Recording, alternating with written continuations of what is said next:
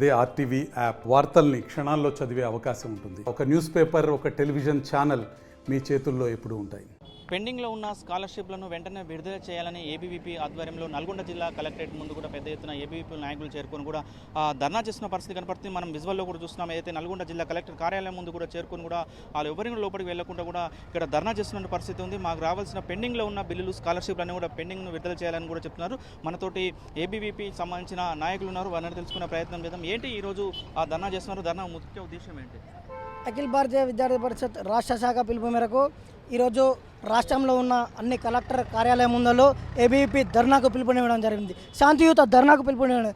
ఏదైతే 7,300 కోట్ల fee reimbursement scholarship బకాయిలను వెంటనే విడుదల చేయాలని చెప్పి ఏదైతే కొత్తగా ఏర్పడిన ప్రభుత్వానికి తెలియజేయడం కోసమే ఈరోజు అఖిల భారతీయ విద్యార్థి పరిషత్ శాంతియుతంగా ధర్నాలు చేపట్టింది తప్ప నువ్వు విద్యార్థుల సమస్యలను అలుసుగా తీసుకుంటే రేవంత్ రెడ్డి తక్షణమే నీ గాంధీ భవన్ని ముట్టడిసేందుకు కూడా అఖిల భారతీయ విద్యార్థి పరిషత్ వెనకడు వేదని ఈ నల్గొండ గడ్డ నుంచి తెలియజేస్తున్నాం. తక్షణమే విద్యార్థి పరిషత్ ఏమాత్రం కూడా ఉద్యమాలు చేయాలని అనుకోదు.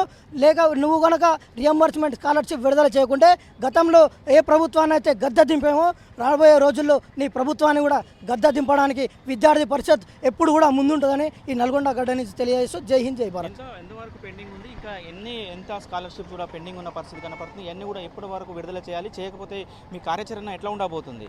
7,300 కోట్ల స్కాలర్షిప్ పెండింగ్లో ఉంది. తక్షణమే ఒక విద్యార్థి పరిషత్ డిమాండ్ మేరకు మనం ఇంకో విషయం ఏంటంటే తెలంగాణ రాష్ట్రంలో దౌర్భాగ్యమైన విషయం ఏంటంటే నేడు రాష్ట్రానికి విద్యాశాఖ మంత్రి గారు లేరు.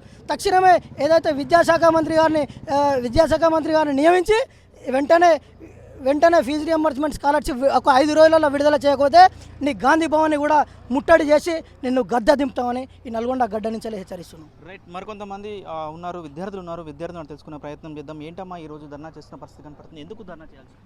సార్, మాకు కాలేజ్ ఫీజు రియంబర్స్మెంట్ అనేది స్కాలర్షిప్ అనేది రావడం లేదు. స్కాలర్షిప్ గల కారణం ఏంటి? ఎగ్జామ్ ఫీజు కట్టుకోవడం, ప్రైవేట్ హాస్టల్లో ఉంటూ ఆ హాస్టల్ ఫీజు కట్టడం. అదే రాకుండా మేము ఎక్కడి నుంచి రూరల్ ఏరియా నుంచి వస్తున్నారు ఆ జనాలందరూ వస్తుంటే ఆ కాలేజ్ ఫీజులో ఒక్క కాలేజ్ ఫీజు ఒక్కటి 7,000, 5,000 ఉంటుంది. ఎగ్జామ్ ఫీజులో 2,000, 3,000 కట్టుకుంటూ ఉంటే పేరెంట్స్ని ఏమని అడుగుతాం? వాళ్ళు లేరానే ఇక్కడికి వచ్చి చదువుకుంటుంటే ఇక్కడ కూడా ఫీజు రియంబర్స్మెంట్ స్కాలర్షిప్ అనేది లేకుండా ఇక్కడ చదువుకుంటూ ఉంటూ ఆ స్కాలర్షిప్స్ లేవు, ఏం లేదు. రేవంత్ రెడ్డి ఆయన ఒక స్టూడెంట్ లీడర్ ఒకప్పుడు.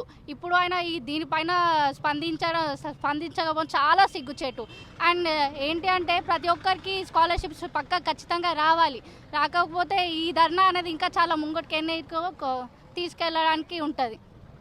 మొత్తంగా ఏదైతే ఏబీవీపీ నాయకులు చెప్తున్న పరిస్థితి ఉంది, ఏదైతే కూడా ఆ పెండింగ్లో ఉన్న స్కాలర్షిప్లు కూడా వెంటనే విడుదల చేయాలని వీరు కోరుతున్న పరిస్థితి. ఒకవేళ విడుదల చేయకపోతే మా కార్యాచరణ మరింత ఉధృతం చేస్తామని కూడా ఏబీవీపీ నాయకులు చెప్తున్న పరిస్థితి కనపడుతుంది. Vote studio. మరిన్ని వీడియోస్ కోసం ఛానల్ ని సబ్స్క్రైబ్ చేయండి. లేటెస్ట్ అప్డేట్స్ కోసం వాట్సాప్ ఛానల్ ని ఫాలో చేయండి. అండ్ లింక్ డిస్క్రిప్షన్ లో ఉంది.